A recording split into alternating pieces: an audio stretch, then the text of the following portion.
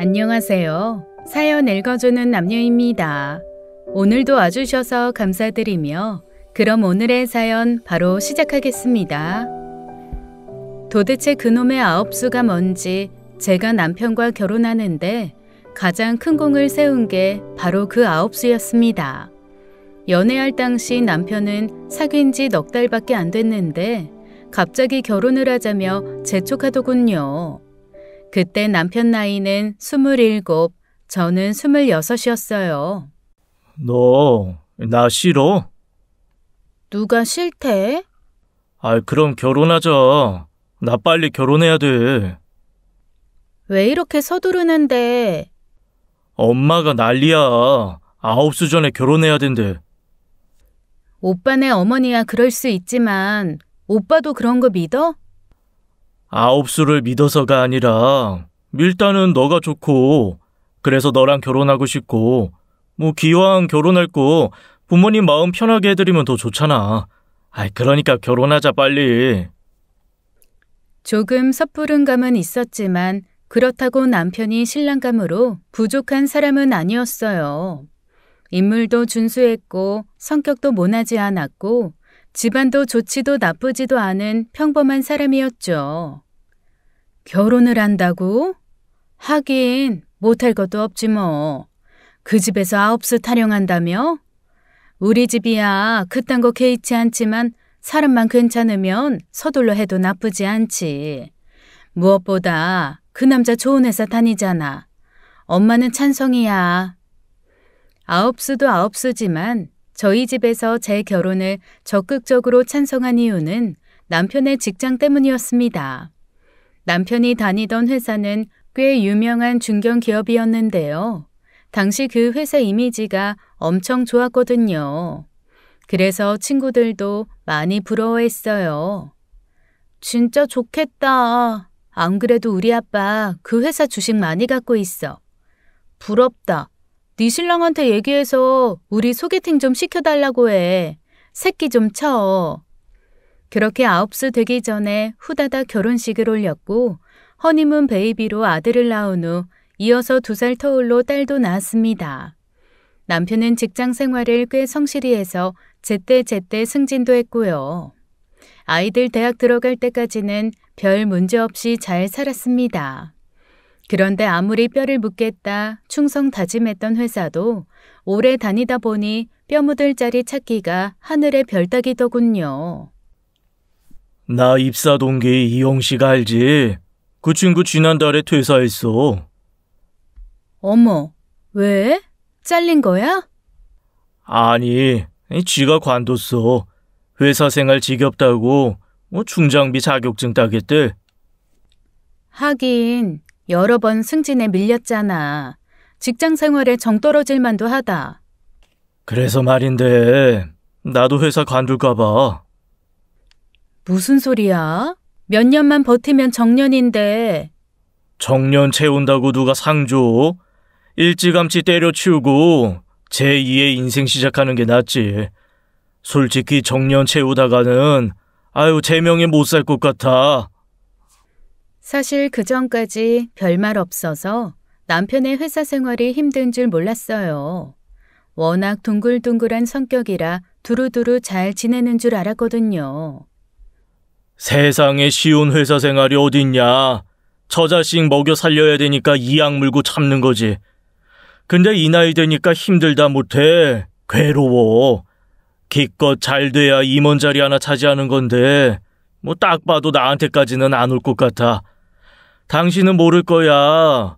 내 나이쯤 되면 퇴사하는 사람들 하나둘씩 생기는데 형석이처럼 자기 인생 찾겠다고 나가는 거면 그나마 다행이야.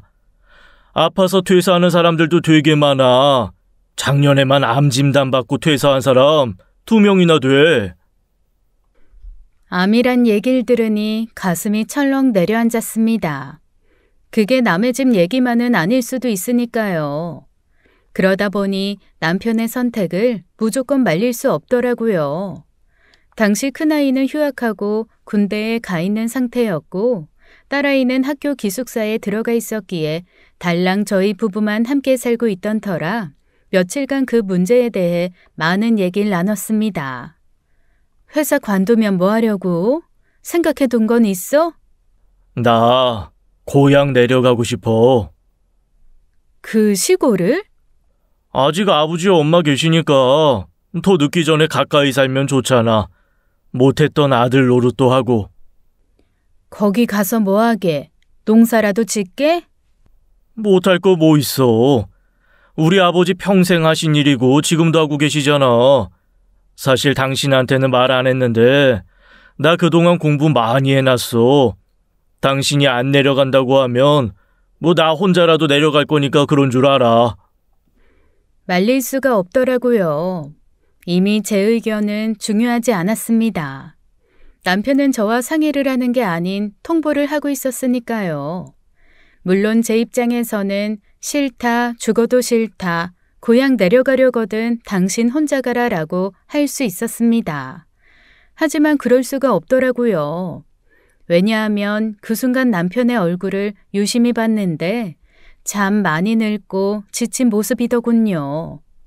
아이들이 부모 품 떠난 이후부터 진짜 부부의 시간이라는데 어쩌면 지금부터인가 보다 하는 생각이 들었어요.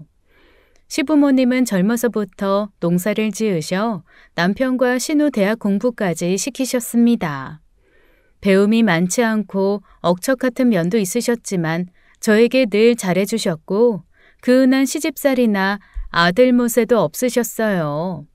그러다 보니 솔직히 시부모님이 불편했다면 남편 혼자 내려보냈을 텐데 제 입장에선 어른들께 늘 받기만 했기에 더 늦기 전에 며느리 노릇 좀 해야겠다는 생각이 들어 남편의 귀농에 함께하기로 마음먹었죠.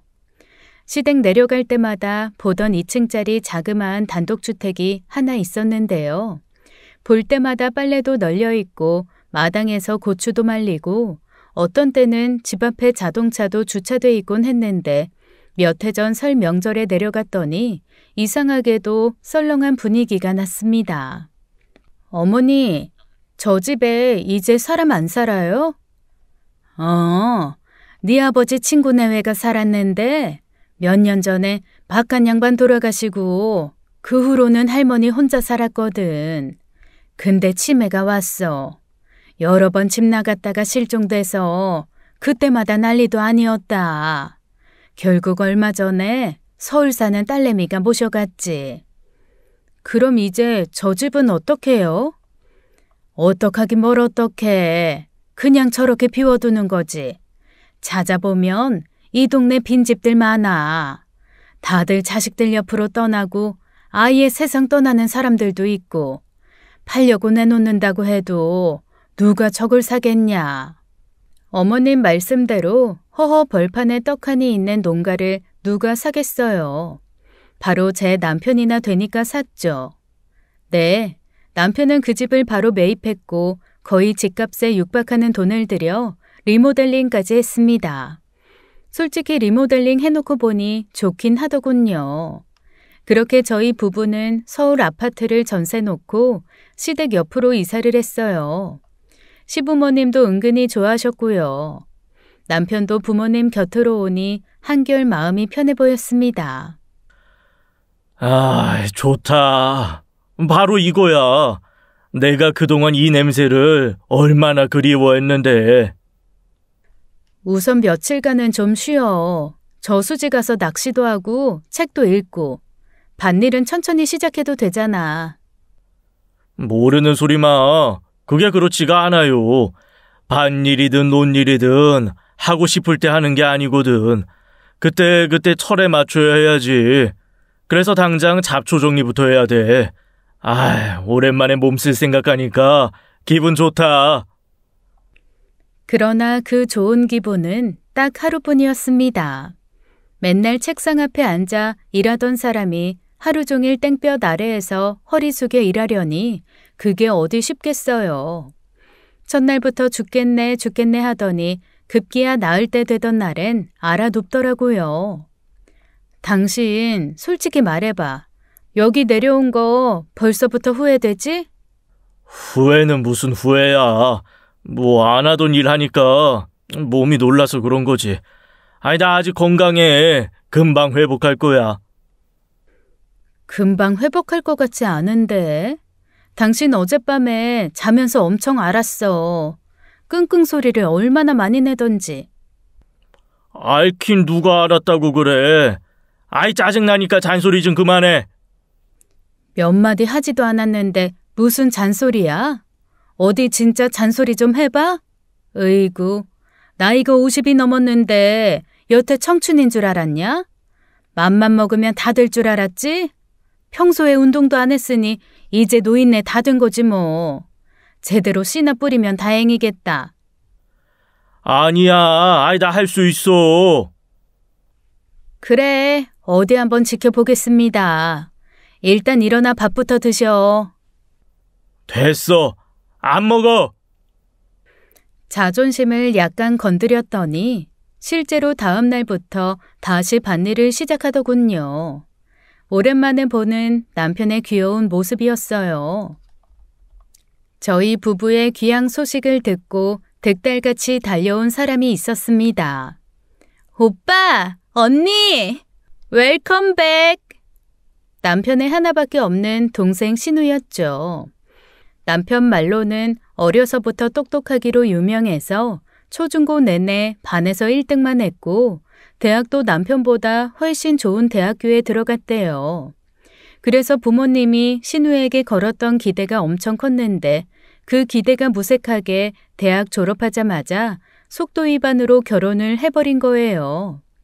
혼자 프랑스 여행 갔다가 소매치기를 당했는데 거기서 우연히 만난 한국인 남자에게 도움을 받게 되면서 사랑에 빠져버린 거죠. 그 남자는 파리에서 유학 중이던 미대생이었습니다. 때문에 신우는 한동안 파리에서 살았어요. 아이도 거기에서 낳았고요. 그러다 남편이 프랑스 여자랑 바람이 나면서 이혼을 하고 결국 혼자 들어오게 됐습니다. 신우가 예고도 없이 불쑥 한국에 들어와 이혼 통보하던 날이 아직도 생생히 기억나요. 둘이 침대에서 빨개 벗고 누워있는 걸 내 눈으로 봤다니까. 그거 보고 어떻게 참아. 엄마 같으면 참겠어? 그렇다고 애까지 두고 오면 어떡해. 다른 사람도 아닌 프랑스 여자한테 애를 주고 오냐? 그년한테 준 거 아니야. 애 아빠한테 준 거지. 죽어도 지가 키우겠다는데 어떡해?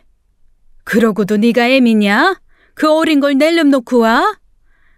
몰라. 시댁에서 애 걱정 말고 네 인생 살라고 하는데 어떡해?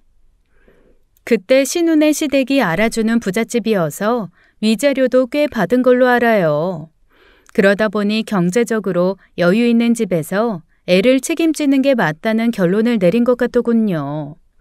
그 위자료로 신촌 어딘가에 카페를 차렸지만 한 3년 장사했나? 결국 홀랑 말아먹고 시댁 부근으로 이사와서 초등학생 대상으로 학원을 운영하고 있었습니다. 그 와중에 저희 부부까지 내려갔으니 가족 전체가 고향에 모이게 된 셈이었죠. 아가씨, 어떻게 지내요? 학원은 잘 돼요? 잘 되겠어요. 차려놓은 거니까 그냥 하는 거지. 어쨌든 오빠랑 언니랑 여기 내려오니까 너무 좋다. 아이고, 야, 기껏 공부시켜놨더니 결국 이러고 사냐? 그 좋은 머리를 시골에서 썩혀? 그건 오빠가 할 소린 아닌 것 같다. 오빠도 결국 회사 때려치고 내려온 거잖아. 그나저나 애하고는 연락하고 지내는 거야? 아직도 파리에 산대? 아니, 지금은 미국. 작년에 미국 가서 만나고 왔어. 그건 그렇고 오빠, 나 돈 좀 빌려줘라. 신우는 매우 직설적인 사람이었습니다. 딱히 악의가 있는 건 아닌데 싫은 건 싫다, 좋은 건 좋다, 거침없이 표현하고 이거 해달라 저거 해달라 거리낌 없이 요구하는 사람이었죠. 맡겨놨냐? 내가 돈이 어딨어? 아파트 전세금 받은 거 있잖아. 아이, 그 돈으로 이 집 리모델링 한 거야. 퇴직금은? 오빠 정도면 퇴직금 꽤 될 텐데. 어차피 은행에 넣어놓는 거 나 조금만 줘. 우리 애들 둘 다 대학생이야. 앞으로 애들한테 들어갈 돈이 얼만데? 그러지 말고 좀 줘. 하나밖에 없는 동생, 손가락 빨고 사는 걸 볼래? 왜 손가락을 빨아? 나름 학원 원장 소리 들으면서. 서울도 아니고 시골이잖아. 초등학생이 몇 명 안 돼. 그러니 학원이 되겠냐? 그래도 동생이라고 남편은 결국 신우에게 용돈 삼아 몇백 주더군요. 그런데 그게 끝이 아니었습니다. 어느 날 모처럼 늘어지게 낮잠을 자고 있었는데요. 밖에서 시끄러운 소리가 들리길래 내다봤더니 남편과 신우가 말다툼을 하고 있더라고요. 정신 차려. 한 번 말아먹으면 됐지. 또 무슨 카페야? 그때랑 지금이랑 다르다니까. 요즘 이런 시골 국도변 카페가 유행이래. 유행이고 뭐고 난 모르니까 네 인생 네가 알아서 살아. 오빠가 돼서 어쩜 그렇게 무책임하냐? 하나밖에 없는 동생 좀 도와주면 안 돼? 학원도 제대로 안 되는 동네에서 무슨 카페냐고. 야, 여기 쟤들 노인들만 사는데 그 노인들이 카페에 가서 에스프레소 마시냐? 누가 노인네들한테 커피 판대? 됐어. 돈 나한테 없어. 그러니까 주고 싶어도 못 줘. 얼핏 들어도 또 돈 달라고 온 것 같길래 나가서 한마디 할까 하다가 참았는데요. 잠시 후 신우가 집으로 들어와 저를 찾더군요. 언니, 저 돈 좀 빌려주세요. 돈이요? 무슨? 내 얘기 잘 들어봐요, 언니. 요즘 SNS 보면 지방 국도변에 예쁜 카페들 되게 많잖아요. SNS 타고 조금만 유명해지면 금세 대박 나거든요. 내가 예전에 카페 해본 경험도 있고 해서 오빠한테 하나 차려달랬더니 돈이 없대. 오빠 퇴직금 언니가 관리하죠? 나 그 돈 좀 쓸게요. 좀 도와줘요. 제발. 하지만 저도 그렇게 호락호락한 사람은 아니었습니다. 아가씨, 저 사람 회사 그만둬서 이제 우리 수입이 없어요. 큰애 제대하면 곧바로 복학도 시켜야 되고 걔 졸업하려면 2년은 더 뒷바라지 해야 돼요. 작은 애도 마찬가지예요. 이렇게 대학생이 둘이나 있는데 수입이 없으니까 어떻게든 아껴 살아야 되잖아요. 그런데 어떻게 그 돈을 빌려줘요? 투자라고 생각하세요. 나 진짜 대박 터트릴 자신 있다니까. 저기 복숭아밭 뒤에 버려진 마을회관 하나 있잖아요. 그거 리모델링해서 카페 만들면. 아가씨, 미안해요. 아가씨 생각이 뭔지는 알겠는데 우리 사정 좀 봐줘요. 네? 진짜 둘 다 너무한다. 혼자 사는 동생이 제대로 좀 살아보겠다는데 그걸 쌩까냐? 그 후로 신우는 한동안 모습을 보이지 않았습니다. 그러다 아버님 생신날 모처럼 다 같이 모이게 됐는데요.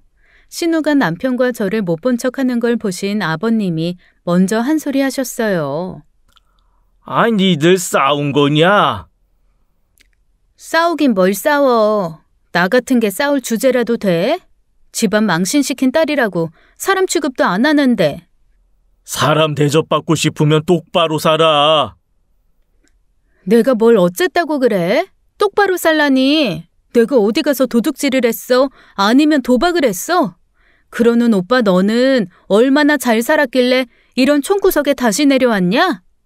조용히 해라. 엄마 아버지 앞에서 욕먹기 전에. 해봐. 욕해봐. 오빠라고 지 식구들만 챙길 줄만 알고 아무것도 해준 거 없으면서?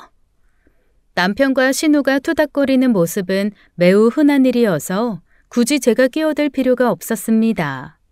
그리고 시부모님도 신우가 또 돈 얘기 꺼냈구나 하는 걸 단박에 알아차리셨죠. 아, 얘가 또 뭐 해달라고 그랬냐? 저보고 카페 차려달래요. 아이, 학원은? 죽어라 애들 가르쳐봤자 월세도 안 나와요. 가뜩이나 애들 없는 동네에서 학원이 되겠어요?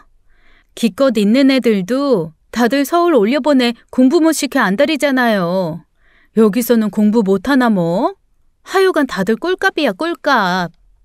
아버님은 애지중지 키운 딸이 이혼해서 혼자 사는 게 불쌍하다며 늘 감싸셨는데요. 반면에 어머님은 조금 다르셨어요. 지 새끼 하나 있는 것도 남의 나라에서 공부시키는 년이 누굴 욕해? 카페는 무슨 얼어 죽을 카페야. 더 늦기 전에 재혼할 생각이나 해, 이년아. 재혼은 무슨 재혼이야. 난 죽을 때까지 혼자 살 거야. 지랄 허네. 혼자 살 거면 등골이나 빼먹지 말든가. 서울에서 장사하다 망해먹고 내려와 엄마 아버지 돈 갖다가 학원 차려줬더니 그것도 제대로 못하고 이젠 오빠 돈까지 갖다 쓰려고? 그럼 어떡해. 머리 깎고 절이라도 들어가? 그러던가. 알았어. 나 지금 당장 머리 깎으러 갈 테니까 그런 줄 알아?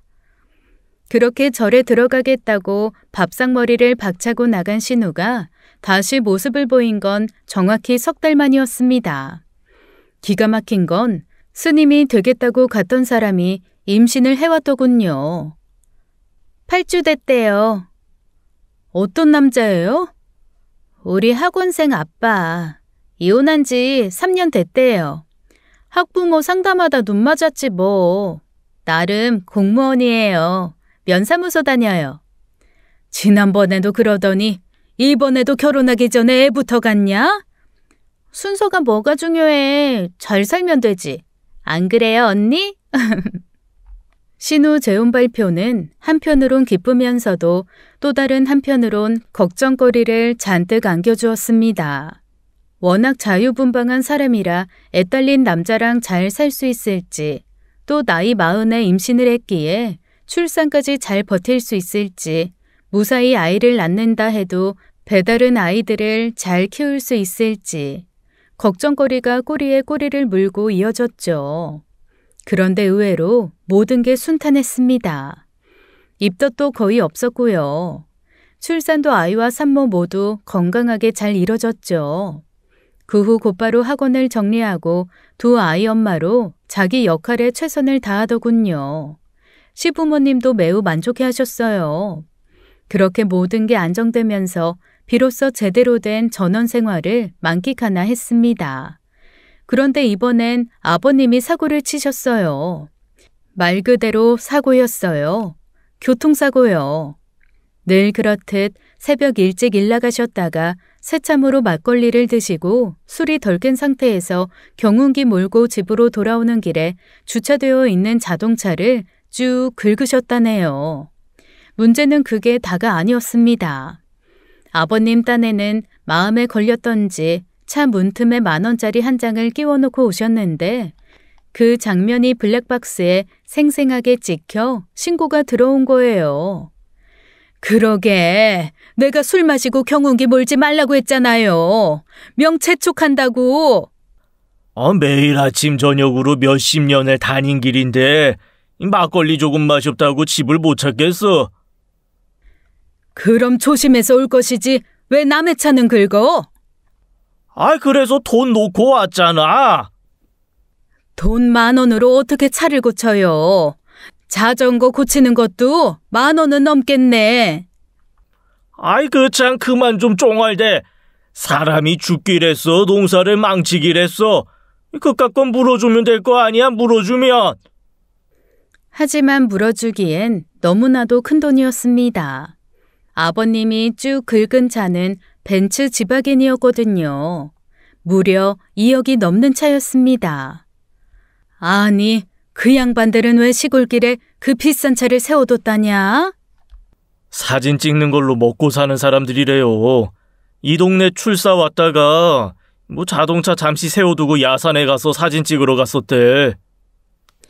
사방팔방 논밭뿐인데 왜 여기까지 와서 사진을 찍어? 그거야 그 사람들 마음이고, 아버지 뺑소니 처벌 안 받은 것만 해도 얼마나 다행인데요. 경운기 아니고 보통 차였으면 음주 운전에 뺑소니까지 난리도 아니었을 거예요. 못 살아. 내가 못 살아. 가뜩이나 몇 년째 농사 안 돼서 있는 돈까지 까먹고 있는데 왜 사고를 쳐? 아버님이 일부러 그런 건 아니잖아요. 아무튼 나는 돈 없으니까 당신이 알아서 해결해요. 나 모르게 꼽을 쳐둔 돈 있을 거 아니야. 아니, 내가 돈이 어딨냐? 아무튼 난 몰라. 돈 없어. 그때까지 정확한 수리비가 청구된 건 아니었지만 분명 큰돈이 들 일이었습니다. 바로 얼마 전 신우 결혼시키면서 시댁에서도 또 저희도 나름 목돈을 썼던지라 수리비가 얼마나 나올지 그 돈은 또 어떻게 충당할지 걱정이 많았죠. 어쩔 수 없지 뭐. 우리가 해드려야지. 어떻게 된 게 회사 다닐 때보다 돈이 더 들어가는지 모르겠네. 좋게 생각해. 다친 사람 없는 게 얼마나 다행이야. 만약에 아버님 다치기라도 하셨어 봐. 그때는 진짜 농사도 다 망치고 난리도 아니었을걸? 어머님 지금 돈 걱정 때문에 밥도 못 드시고 계실 거니까 빨리 가서 말씀드리자. 돈 걱정 마시라고.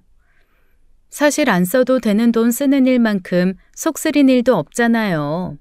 특히 노인네들은 100원 한 장 아껴 쓰는 분들이라 생각지도 못한 돈이 나가게 되면 몇 날 며칠 식음을 전폐하는 경우도 있거든요. 그래서 우리가 해결하겠다 빨리 말씀드리고 싶었습니다. 그런데 싫다. 그 돈을 우리가 어떻게 쓰냐. 무슨 말씀이세요, 어머니? 남도 아니고 아들 돈인데요, 뭐. 아니야. 그 돈 건드리지 마라. 내 아들이 몇십 년을 뼈 빠지게 일하고 받은 귀한 퇴직금인데 그걸 어떻게 건드리냐. 그 돈은 우리가 쓰면 안 되는 돈이야. 전부 애들 밑으로 들어갈 돈이지. 그래도 어떻게든 해결은 해야 되잖아요. 어머님 수중에 돈 없는 거 뻔히 아는데. 돈은 없지만 땅은 있잖냐. 네? 땅이요? 평생 농사만 지으신 분들에게 땅이란 어떤 의미를 가지는지 잘 아실 거예요. 매 봄, 여름, 가을, 겨울 쉴 틈 없이 파내고 씨 뿌리고 걷어들이고 다시 잘 다지고 땅으로 농작물만 키우신 게 아니죠. 자식들까지 다 키워냈으니까요. 그야말로 삶의 터전인 셈인데 그걸 팔겠다고 결심한다는 건 굉장히 의미심장한 일이었습니다. 뭐? 아이, 땅을 판다고요? 맘 같아선 네 아버지 팔고 싶지만 누가 사주지도 않을 거고 그나마 가진 거라곤 땅밖에 없는데 팔아야지 어쩌겠어. 엄마, 그건 안 돼요. 그게 어떤 땅인데. 돈을 얼마나 물어줘야 될지 모르겠지만 고추밭 정도 팔면 되지 않겠어? 저나 남편이나 어머니 고집 꺾을 수 없다는 건 잘 알고 있었습니다. 그래서인지 집에 돌아온 남편은 눈물을 글썽거리며 속상해했죠. 어쩌다 보니 부모 피 빨아먹고 사는 자식 됐다. 야금야금 모아놓은 돈으로 나 결혼시키고 우리 집 살 때 보태주고 다시 알토란처럼 모은 돈 딸내미 학원 차리는데 보태고 그러면서도 땅 팔겠다는 소리 한 번도 안 하셨거든. 근데 겨우 사고 수리비 물어줄 돈 없어서 땅을 판다고?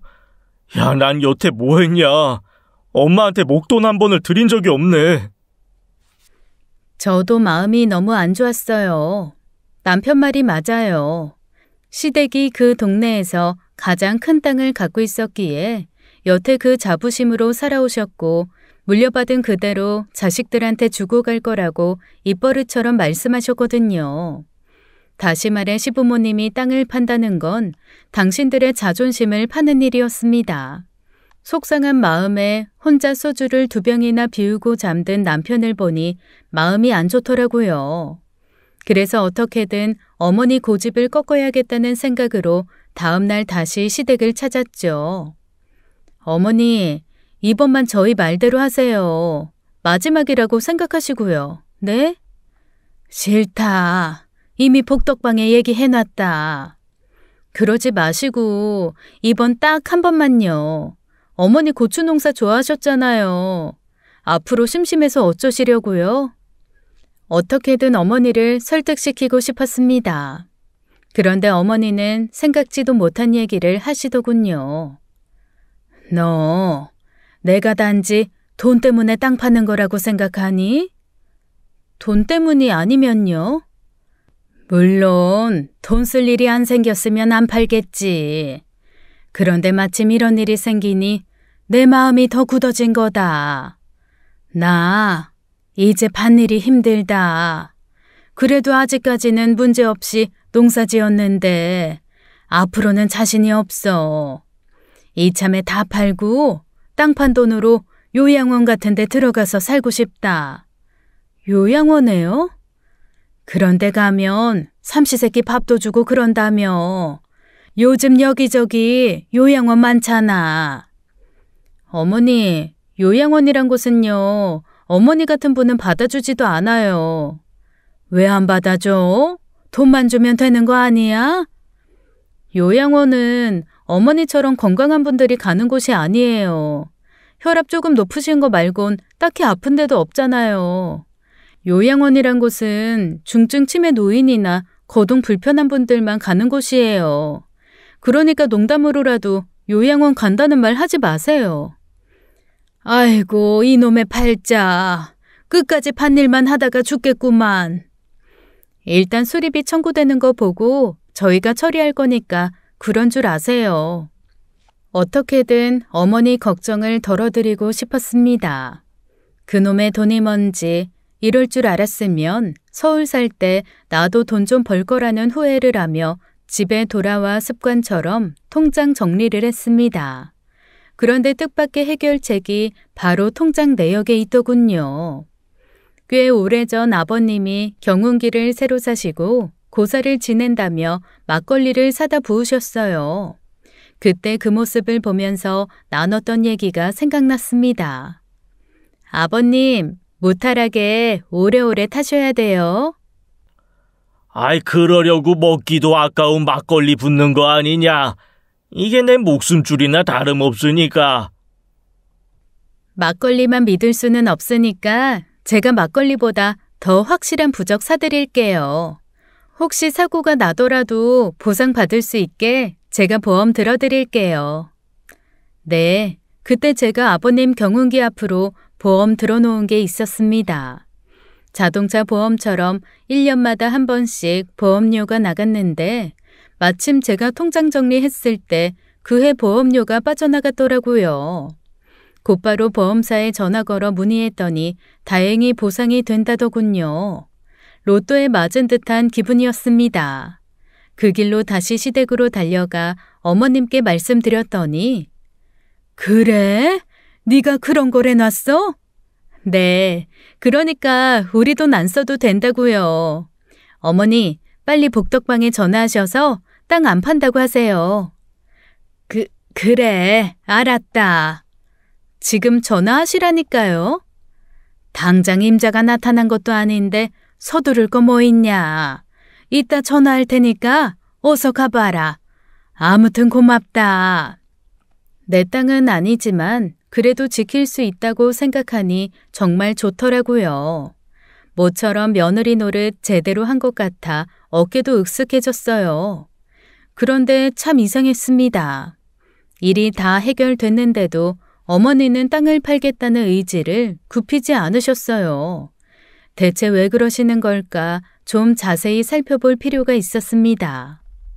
어머니, 복덕방에 전화하셨어요? 해야지. 한다 하면서 자꾸 까먹네.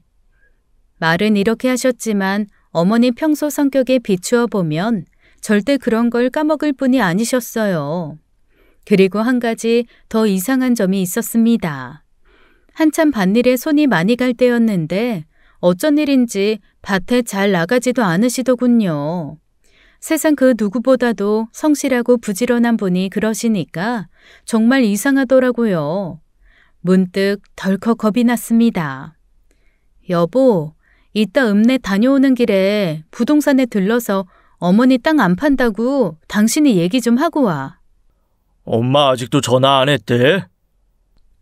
응, 그러니까 당신이라도 서둘러. 알았지? 그런데 집에 돌아온 남편이 더 이상한 말을 하는 거예요. 땅 판다는 말 못 들었는데? 오히려 나한테 묻더라. 그걸 왜 파냐고. 그래? 이상하다. 어머니가 땅 파는 문제로 누구랑 통화하는 거 내가 직접 들었거든. 그렇다고 엄마가 다른 부동산에 내놓진 않았을 텐데, 좌우간 난 바쁘니까 이따 당신이 엄마한테 직접 물어봐. 그 무렵 남편은 새로 심은 모종에 해충이 낀다고 온정신이 벌레 잡는 데 가 있어서 하루 종일 전쟁을 치르고 있었어요. 시골 땅이라는 게 쉽게 팔리는 게 아니야. 여기저기 내놔도 안 팔리는 땅은 죽어도 안 팔려. 그러니까 당신도 너무 신경 쓸 거 없어. 저도 잘 알아요. 남편 말이 맞다는 거. 하지만 땅이 팔리고 안 팔리고를 떠나 제가 꺼림칙하다고 생각했던 건 어머니의 달라진 모습이었거든요. 그래서 어머니께 직접 물어봤습니다. 어머니, 땅 어디에 내놓으신 거예요? 아까 그 사람이 읍내 나갔다가 홍 사장님 부동산 들러서 물어보니까 얘기 들은 거 없다고 했다던데요? 뭐 그런 걸 묻고 다니냐. 걱정되니까 그랬겠죠. 어머니, 솔직히 말씀해 보세요. 애당초 땅 안 내놓으셨죠? 제가 좀 과할 정도로 꼬치꼬치 캐묻자 그제서야 어머니는 제게 모든 걸 털어놓으셨습니다. 땅 내놨어. 지난번에 말한 고추밭만 내놓은 게 아니라 전부 다 내놨어. 전부 다. 전부 다요? 왜요? 전에 말했잖아. 농사일 힘들어서 그만하고 싶다고. 나만 그런 게 아니야. 네 아버지 이번에 사고 친 것도 그렇고 그 영감이 재작년부터 갑자기 여기저기 아픈 데도 많고 이대로 계속하다가는 진짜 밭에서 일하다 죽겠더라고. 그래서 이참에 있는 대로 싹 다 팔고 네 아버지랑 요양원 아니 실버타운 들어가서 살란다. 갑자기 그런 생각을 왜 하셨는데요? 맘 같아서는 안 팔고 니들 물려주려고 했는데 알아보니까 몇 년 사이 땅값이 엄청 올랐어. 들리는 소문에는 여기 싹 다 개발된다는 말도 있더라고. 아마 그런 소문 때문에 오른 것 같은데 마침 사겠다는 작자가 나타났다. 그래요? 누군데요? 언제더라? 네 아버지 사고 치기 전인데 느닷없이 어떤 업자가 찾아왔어. 땅 팔 생각 없냐고. 처음엔 없다고 했지. 그런데 겁나 비싸게 쳐주겠다는 거야. 골프장인지 뭔지 짓고 싶다고. 그래서 생각해보겠다고 했는데 마침 네 아버지가 사고를 쳤지 뭐냐. 그래서 그날 바로 전화했지. 그 사람이 자기 잘하는 데 있다고 좋은 실버타운까지 알아봐 준단다. 뭔가 찜찜했습니다. 시댁 땅은 아무리 봐도 골프장 들어설 입지가 아니었거든요. 그 후로 몇 번이나 왔다 갔어. 우리 땅이 어디서부터 어디까지인지 나도 정확히 몰랐는데 그 사람이 나보다 더 잘 알더라. 그 사람 또 언제 만나기로 하셨어요? 아까 전화 와서 모레 보자고 하던데? 느낌이 안 좋았습니다. 설령 어머니 말이 다 맞는다고 해도 저와 남편이 직접 만나 얘기 들어볼 필요가 있었죠. 집에 돌아와 남편과 상의를 했어요. 아무래도 이상하니 우리가 자세히 알아보자고. 그런데 남편은 엄마 하고 싶은 대로 하시게 하자. 괜히 껴들면 우리가 그거 탐내는 것 같잖아. 탐을 내든 아니든 중고차 파는 것도 아니고 어머니 아버지 입장에선 전 재산 파는 거나 마찬가지인데 제대로 알아봐야 될 거 아니야. 정 그렇게 찜찜하면 당신이 만나봐. 나 지금 거기에 정신 팔 겨를 없어. 왜? 벌레 때문에? 아유, 내가 이걸 왜 한다고 했는지. 저질러 놨으니 접을 수도 없고. 농사 이게 보통 일이 아니다. 해충 좀 잡히나 했더니 이번엔 잡초가 날리고 내가 아주 돌재경이야. 남편은 밭일 이외에 그 어떤 것도 눈에 들어오지 않았습니다. 부모님 재산이 왔다 갔다 하는 판국인데도 저렇게 태평하다니. 한편으로는 참 우직한 사람이구나 싶어 좋게 생각하기로 마음먹었어요. 그래서 결국 땅 사겠다는 사람은 저 혼자 만나게 됐죠. 저보다 10살 정도 많아 보이는 남자였는데 딱 봐도 돈 좀 굴리는 사람처럼 보이더군요. 저희 부모님 땅 사고 싶으시다고. 아, 며느님 되시는구나. 사실 제 선친하고 아버님하고 오래전부터 잘 아는 사이였습니다. 그래서 어렸을 때부터 아버님을 배웠어요. 뵐 때마다 며느님 칭찬을 많이 하시길래 언제 한번 봤으면 좋겠다 했는데 이렇게 보네요. 보시기에 가치 있는 땅인가요? 내가 젊어서부터 땅에 관심이 많았어요. 아무것도 모르고 덤비다가 사기당해 큰돈 날려본 적도 있고 반대로 큰돈을 번 적도 많고. 근데 이제 나이가 많이 들어서 좀 편하게 살고 싶더라고요. 마지막으로 고향에 골프장 같은 거 하나 지어서 여유롭게 살고 싶은 거지. 사실 전국 여기저기 안 다녀본 데가 없어요. 몇 년을 뒤졌는지 몰라. 근데 여기가 딱이야. 완전 100% 마음에 드는 건 아니지만 그래도 고향이니까 이만한 데가 없더라고요. 근데 이 동네는 농가가 많아서 땅만 매입한다고 해결될 것 같지는 않은데요. 근데 일단 땅부터 매입하고 그 일은 후에 차근차근 해결해야죠. 사실 제가 땅에 대해 아는 바는 없었습니다. 집에서 살림만 해온 사람이 뭘 알겠어요. 하지만 그냥 손 놓고 있을 순 없었습니다. 그래서 이번엔 신우랑 상의를 해봤는데요. 언니, 나라고 뭘 알겠어요. 오빠 말대로 엄마 아버지 하고 싶은 대로 하게 두세요. 오히려 나는 잘 된 것 같은데요. 이제 일 그만두고 쉬신다니 마음은 편하네요. 땅 사겠다는 사람 나도 몇 번 본 사람이에요. 아마 이 동네에서 제일 성공한 사람일걸? 자산도 어마어마하대. 서울 어디더라? 건물을 몇 채 갖고 있는데 작은 건물도 아니고 1층에 맥도날드랑 스타벅스랑 입점해 있대요. 그 정도 건물이면 엄청 큰 거 아닌가? 그 무렵 딸아이를 만날 일이 있어 서울에 갈 일이 생겼습니다. 간 김에 못 보던 친구들도 몇 명 만났는데요. 친구 중 한 명이 뒤늦게 공부 시작해 공인중개사 자격증을 따서 중개사 일을 한다길래 슬쩍 물어봤죠. 그래? 내가 한번 알아볼게. 시댁 주소 보내줘. 그리고 그 사람 건물 서울 어디에 있는 건지도 알아보고. 그리고 며칠 후 친구에게서 연락이 왔는데요. 이상해. 거기 골프장 들어설 자리 아니야. 허가 자체가 안 나올걸?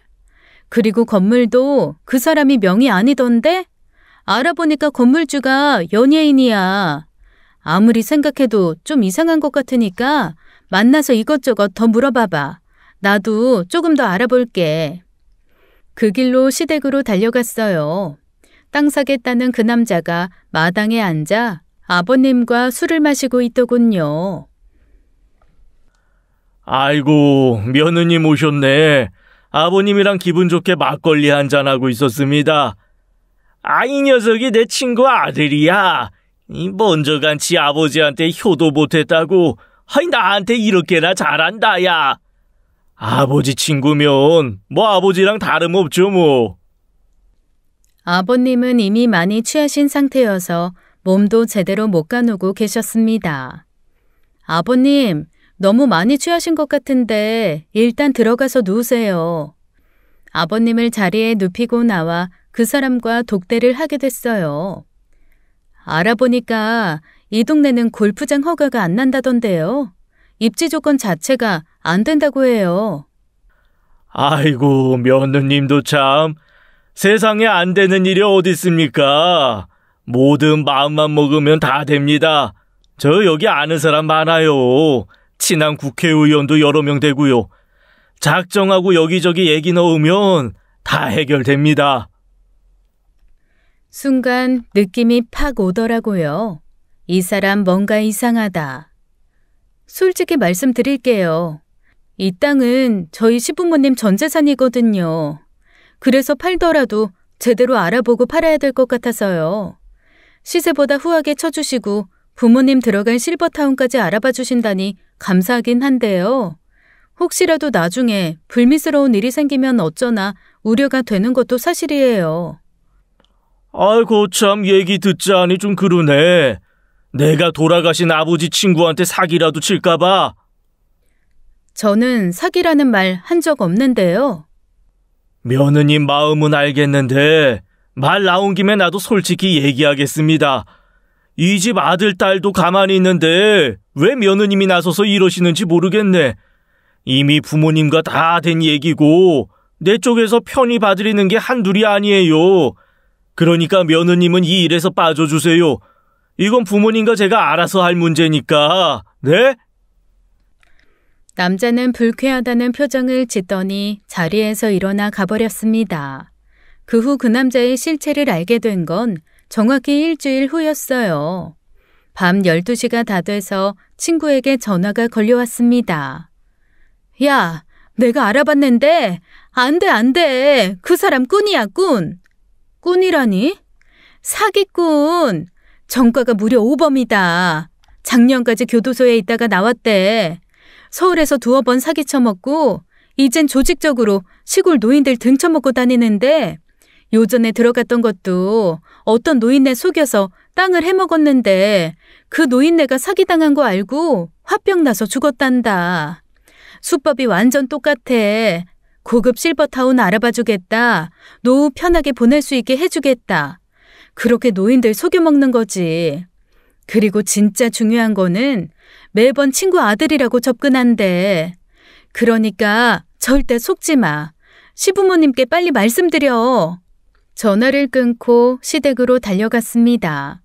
너무 늦은 시간이라 두 분 다 주무시고 계셨는데요. 마루에 서류 봉투가 있길래 열어보니 실버타운 팜플렛이었어요. 하지만 가짜였죠. 검색해보니 그런 곳은 있지도 않더라고요. 친구 말이 맞았습니다. 그 인간이 시부모님께 사기를 치려던 게 분명했죠. 모든 사실을 남편과 신우에게 말하고 다 함께 부모님을 만나 말씀드렸습니다. 저 혼자 얘기하면 안 믿으실 것 같았거든요. 엄마, 올케 언니 아니었으면 이거 다 날릴 뻔했어. 낸들 알았냐? 그놈이 사기꾼인걸. 네 아버지 친구 아들이라니까 믿은 거지. 아버지 친구 아들인 건 맞아요? 그것도 아니지? 아유, 어릴 때 보고 다시 보는 거라. 아유, 얼굴은 기억이 안 나. 지가 내 친구 아들이라니까 그런가 보다 한 거지. 그러게 멀쩡한 땅을 왜 팔아요? 나중에 우리 주기로 했으면서. 어머니와 아버님은 아무 말도 못하셨습니다. 그 마음은 알 것 같았어요. 그저 자식들에게 미안하셨겠죠. 그리고 잠시나마 시설 좋은 실버타운 들어갈 생각에 마냥 부풀어 있던 마음이 산산조각 났으니 그 속이 오죽하셨겠어요. 그러게 말이다. 다 늙어 괜한 욕심냈나 보다. 알았으니까 다들 가. 피곤하다. 사기를 피하고 땅을 지킬 수 있어서 다행이긴 했지만 그 후로 두 분의 기력은 급격히 쇠하셨습니다. 그도 그럴 것이 그토록 하기 싫었던 농사일을 다시 해야 한다는 게 얼마나 싫으셨겠어요. 옆에서 보고 있자니 마음이 너무 아팠습니다. 게다가 아버님은 예전보다 술을 더 드셨죠. 귀찮다. 니들이나 챙겨 먹어라. 그나저나 네 아버지 저렇게 밥도 안 먹고 술만 퍼먹다 한 방에 갈까봐 겁난다. 네가 좀 붙잡고 얘기 좀 해라. 내 말은 씨도 안 먹혀. 볼 때마다 말씀드렸죠. 약주 줄이시라고요. 하지만 통할 리가 없었습니다. 말로는 알았다고 하셨지만 늘 술에 쩔어 사셨어요. 어머님, 아버님, 밭일 그만하게 해드리자. 당신 그거 모르는구나. 엄마, 아버지 밭일 손 놓으면 진짜 병나. 그 말도 맞긴 한데 지난번 그 일 겪은 후에는 밥도 잘 안 드신단 말이야. 실버타운 들어간다고 얼마나 좋아하셨는데. 근데 방법이 없잖아. 땅이라도 지킨 게 다행이지. 아들은 역시 아들이구나 싶었어요. 그래서 이번에는 신우랑 상의를 했죠. 언니 말이 맞아요. 며칠 전에는 엄마가 나 붙잡고 울더라. 밭일 지긋지긋하다고 남은 인생 다른 사람 수벨받으면서 살 줄 알았는데 이게 뭐냐고. 그래서 같이 막 울었지 뭐. 방법은 오빠가 빨리 밭일 익혀서 대신 해주는 것밖엔 없잖아요. 나는 이제 막 애 키우기 시작해서 정신도 없고. 곰곰이 생각해봤어요. 진짜 방법이 그것밖에 없을까. 어떻게든 어머님, 아버님 편하게 해드리고 싶은 마음뿐이었거든요. 결단을 내려야 했습니다. 평생 자식 위해 희생하고 사신 분들이니 이제는 자식들이 희생을 감수해야 될 때가 됐다 싶었어요. 그래서 남편과 신우를 불러 얘기했습니다. 두 분 실버타운 보내드려야겠어요. 돈이 어딨어? 당신 퇴직금 써야지 뭐. 그럼 우린 뭐 먹고 살아? 벌어야지. 아직 젊잖아. 아버님 하시는 밭일 앞으론 당신이 할 생각해. 나도 도울게. 저 넓은 걸 어떻게 나 혼자 하냐? 왜 못해? 아버지는 평생 혼자 하셨는데. 어찌됐건 더 늦기 전에 편히 모시자. 우리 살 길 생각하느라 두 분 계속 고생하게 할 순 없잖아. 난 찬성. 솔직히 오빠 여기 내려올 때 아들 노릇하겠다고 내려온 거 아니야? 이제 진짜 제대로 해봐. 지난번 사기꾼 일도 언니 혼자 다 해결했잖아. 그동안 오빠 너는 뭐 했냐? 그러는 너는 뭐 했는데? 애 키웠잖아. 내가 놀았어? 남매 둘이 싸움이 붙으면 그저 조용히 있는 게 상책이었습니다. 매우 익숙한 광경이라 제가 끼어들어봤자 좋을 일 없었고 무엇보다 두 사람 싸우는 거 지켜보는 맛이 꽤 재밌거든요. 늙음하게 애 낳아 키우는 게 벼슬이냐? 늙음하기라니? 요즘 40 넘어서 애 낳는 사람이 얼마나 흔한데. 그리고 가뜩이나 애 안 낳는 나라에서 나 정도면 훌륭한 거지. 잘했다고 칭찬을 해줘도 모자랄 판에. 아이 그래서 유모차 사줬잖아. 그거 왜 사줬는데? 잘 키우라고 사준 거 아니야? 그래서 잘 키워보겠다는데 이제 와서 왜 벼슬이라니? 오빠가 돼서 그게 할 소리냐? 아이고 알았어 기집애야. 너 잘났다. 기집애 하지 마. 나도 이제 애가 둘이야. 그나마 다행히 두 사람 다툼은 생각보다 그리 길게 가진 않았습니다. 대부분 짧고 강하게 끝나는 편이었죠. 이제와 얘긴데 언니한테는 늘 고마워요. 그때 내가 오빠 퇴직금으로 카페 차렸으면 아마 또 망해먹었을 거야. 아니까 다행이다. 근데 그 돈 엄마 아버지한테 쓰겠다니 정말 고마워요, 언니. 나한테 학원 정리한 돈 조금 있거든? 그러니까 나도 조금 보탤게요. 그리고 애 아빠한테 멀지 않은 곳에 있는 실버타운 알아봐달라고 할게. 되도록 우리랑 가까운 데 있어야 서로 마음이 편하니까. 일은 일사천리로 진행됐고 그렇게 시부모님은 멀지 않은 곳에 있는 실버타운으로 모셨습니다. 물론 처음엔 싫다고 하셨죠. 하지만 자식 이기는 부모 없다고 결국 못 이기는 척 저희 의견에 따르셨습니다.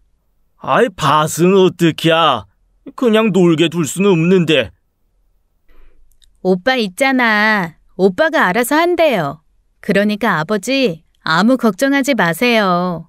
농사 짓겠다고 회사 때려치고 내려온 사람인데 이제 진짜 아버지 일 물려받아야지. 네, 제가 할게요. 뭐 하다가 모르는 거 있으면 그때그때 물어볼 테니까 잘 좀 가르쳐 주세요. 처음엔 남편도 열심히 해보려고 했습니다. 하지만 막상 해보려니 그게 쉽나요? 손바닥만한 밭일도 중내산에 하면서 매달렸는데 그 넓은 땅을 혼자 도맡아 하려니 하루하루 다르게 늙어가더군요. 사람을 써야 되나 봐. 요즘 농촌마다 외국인 노동자들 많이 쓴다며. 이건 혼자 할 수 있는 일이 아니야. 아버님, 어머님은 여태 혼자 하셨잖아. 그게 나도 의문이다. 이 많은 일을 두 노인네가 어떻게 하셨을까? 정말 대단하시다. 남편은 밤마다 끙끙 앓았습니다. 물론 저도 많이 도왔어요. 그야말로 보통 일이 아니더군요. 한 번은 일하다가 식사 시간이 돼서 밥을 먹는데 갑자기 남편이 손에 숟가락을 든 채로 우는 거예요. 당신 왜 그래? 무슨 일 있어? 그게 아니고, 아니, 난 정말 몰랐거든. 우리 아버지가 나를 이 고생하면서 키운 거. 하루 이틀도 아니고 몇십 년을 이렇게 사신 거잖아. 진즉에 그만두게 해드렸어야 됐는데, 난 진짜 아들도 아니다. 결국 남편은 포기 선언을 하더군요. 그도 그럴 것이 허리에 문제가 생겨 더 이상 밭일을 할 수 없게 됐거든요. 으이구, 이럴 줄 알았다니까. 밭일이 만만해 보였지? 대충 씨 뿌려주면 알아서 다 크는 줄 알았지? 야, 아이 너 그딴 소리 할 거면 집에 좀 가. 맨날 할 말 없으면 집에 가래. 진짜 한심하다 한심해. 딱 4년 만이었어요. 부푼 꿈을 안고 귀농했지만 결국 정착하지 못하고 저희는 다시 서울로 올라왔습니다. 아, 좋다. 이 매캐한 도시 냄새가 얼마나 그리웠는지 모를 거야. 당신 고향 내려갔을 때도 똑같은 소리 한 거 알지? 고향 냄새 그리웠다고. 그리움이라는 게 그런 거 아니겠냐. 며칠 있으면 또 밭 냄새가 그리워지겠지. 아주 시인 납셨네. 시골 땅은 부모님 허락하에 팔기로 결정했습니다. 개발된다는 소문이 사실인지 생각보다 많이 오르긴 했더군요. 얼마 후 저희처럼 귀농한다는 사람이 나타나 부모님 땅 전부를 넘겼습니다. 엄청 젊은 청년들이었는데 제 남편과는 다르게 체계적으로 농사지을 계획이라더군요. 얼굴만 봐도 듬직해 보이더라고요. 젊은 사람들도 제대로 준비해서 내려오는데 우린 너무 준비가 부족했어. 농사 짓던 땅에 계속 농사 지을 수 있어서 다행이다. 괜히 건물 같은 거 올린다고 할까봐 걱정했는데. 시부모님은 땅 판 돈을 정확히 반으로 나눠 신우와 저희에게 주셨습니다. 신우는 그 돈으로 결국 국도변에 카페를 차리더라고요. 아이고, 또 돈 날리겠구만. 날려도 내 돈이니까 신경 끄셔. 그게 어떤 돈인데 이 기집애야.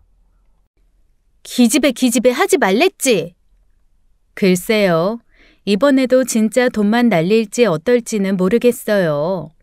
그래도 하고 싶은 일 한다니 보기는 좋더라고요. 무엇보다 시부모님 계신 곳 근처에 신우가 있으니 그것만으로도 마음이 편했습니다. 서울에 올라온 남편은 뒤늦게 자격증 공부 중이에요. 제 입장에선 되든 안 되든 놀지 않고 뭐라도 하려는 모습이 좋아 보일 뿐입니다. 지난 4년간 참 많은 걸 배웠어요.